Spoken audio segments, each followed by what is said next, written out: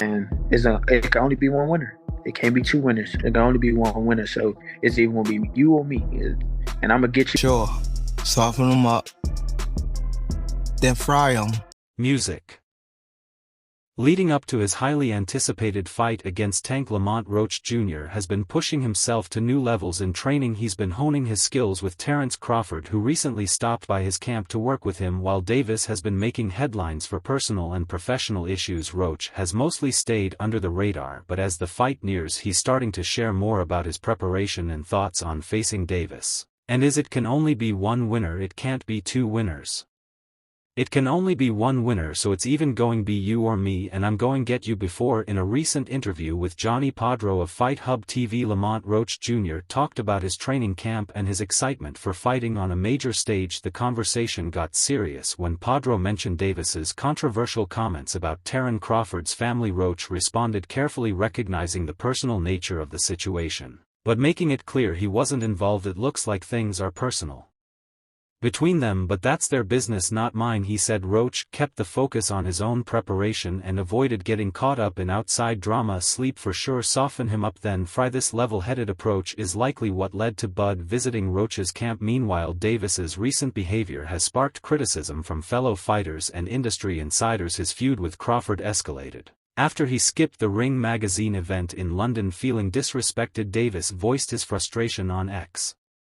Crawford responded with a light-hearted jab, tweeting, "I see somebody mad they weren't invited to the Ring magazine gala." What seemed like a harmless comment quickly turned heated, with Davis firing back by making personal attacks on Crawford's wife Alindra Person and their children. His actions have been widely condemned throughout the boxing world. That on the figures like Teofimo Lopez, trainer Greg Hackett and matchmaker Rick Glazer have called out Davis for crossing the line, agreeing that while trash talk is normal in boxing, bringing family into it is unacceptable and hurts the sport's professionalism. In contrast, Roach's decision to train with Terence Crawford stands out. By working with a fighter of Crawford's level, he's showing his dedication to improving his skills and learning from one of the best. This move isn't just about physical preparation, it could also give Roach a psychological edge over Davis. What I say and you say, and yeah, what's your response to that? Lamont, look, he got scared. Look, he that I'm telling you, saying you going down. The upcoming fight is drawing major attention, not just for the main event but also for its stacked undercard broadcast on Prime Video PPV. The event features several title fights alongside the Davis vs. Roach matchup. Fans can expect an exciting clash between Jose Vanula and Gary Anwin Russell for the WBA super lightweight title,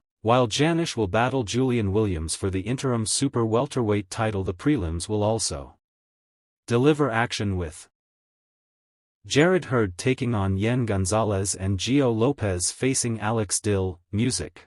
Megany in the US. Fans can watch the event on Amazon Prime for $80. The global interest in this fight highlights its importance on the boxing calendar. Davis, with a flawless 30-0 record, is known for his devastating power, scoring 28 knockouts. His recent stoppage of Frank Martin only reinforced his reputation as a dangerous finisher. Meanwhile, Roach, holding a 25-1 record, is making a bold move up from super featherweight to take on Davis, a decision that reflects his confidence and ambition. Adding to the intrigue, these two first crossed paths as amateur in 2011, where Davis claimed the victory. Actually took this fight for the naysayers and all this and all the people talking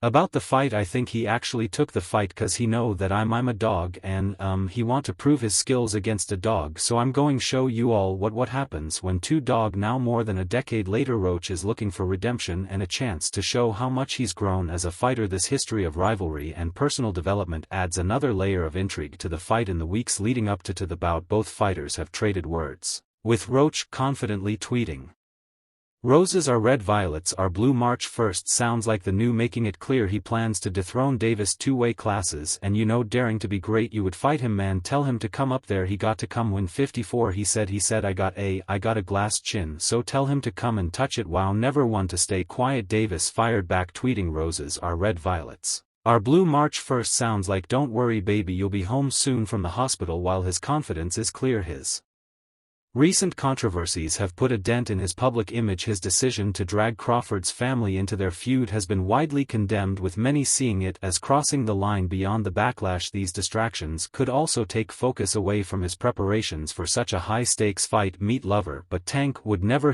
even think about hesitating to come up to 154. Alright. What about 47 though? Yes, if he get to pick his opponent. If Tank get to pick his opponent, he would do it, but Tank would never. Roach, in contrast, has stayed focused and professional. His decision to train with Terence Crawford highlights a strategic approach, allowing him to sharpen his skills and gain valuable insight from one of boxing's best. This could give him an edge against Davis. The undercard is also packed with action. One of the most anticipated matchups is the WBC super lightweight title fight between Alberto Pello and Sandor Martin, both known for their impressive skill and tactical ability. Fans can also look forward to the WBA super lightweight title clash between Jose Vanula and Gary Anwin Russell, adding even more excitement to an already stacked event. I'm not looking at Lamont the way that everybody else look at Lamont. Like, I know Lamont is a really good fighter. I'm not this ain't no Frank Martin. That's all I'm going say. Yeah, it's a real good fight. Both fighters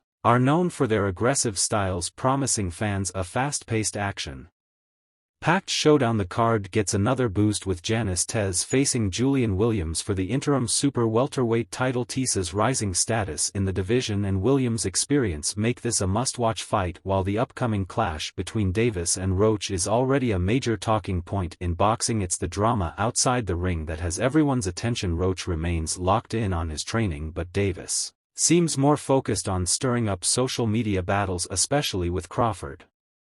What started as a minor online exchange between two top fighters has turned personal, and now Davis is facing backlash for taking things too far. How you feel about that fight? Is it even possible at a catchweight now? Ain't no catchweight. You come up to 47, not even entertaining the catchweight. No, I'm not. He's a champ. Throw 2 undefeated. And what Chon? Come on man, tell me what belt you know boxing. You forgot Dion Haney is UND undisputed. Dion Haney got all the belts. He the champ, nobody else. The I'm come up here where the big boys right. I welcome respected boxing trainer Greg Hackett was among the first to call Davis out, stressing that trash talk between fighters is one thing, but bringing wives and kids into it crosses the line. From my understanding, Tank wasn't even talking about Bud at first, but when he said something about his chick, that's different. That hit home. Hackett explained he emphasized that a man's wife holds a special place, especially in a public feud like this. That's not just his girl.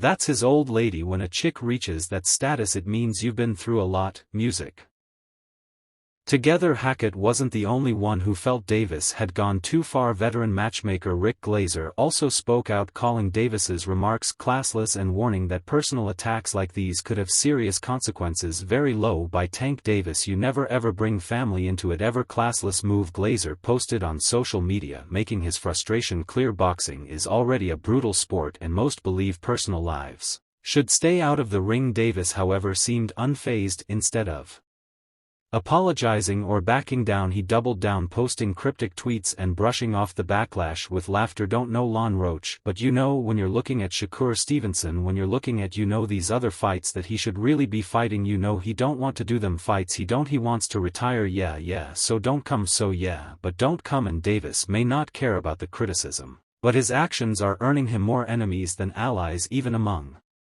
fellow fighters. Many are making it clear they don't support dragging families into the fight. Then out of nowhere, TFO Lopez decided to jump into the controversy. At first glance, Lopez seemed to back Crawford, criticizing Davis for bringing Bud's family into the feud. Y'all trying to save face for Abdul Wad when he messed up talking about Bud's family. Lopez tweeted, appearing to side with Crawford, but not everyone was convinced he was being genuine. Greg Hackett in particular wasted no time calling out what he saw as Lopez's hypocrisy. The fact that this guy came to America to give me bananas and watermelon with a note on it, it's unprofessional and I feel like it's racist, and you just made this fight a little more personal. Hackett didn't hold back. Tie-up Lopez is a stone-cold P, he said bluntly. He accused Lopez of using the situation to deflect attention from his own controversy. Stop trying to spice us to get the heat off yourself, Hackett stated. Lopez's attempt to take the moral high ground didn't sit well with Hackett, who reminded everyone of Lopez's past racially charged comments. Just last year, Lopez sparked outrage when he made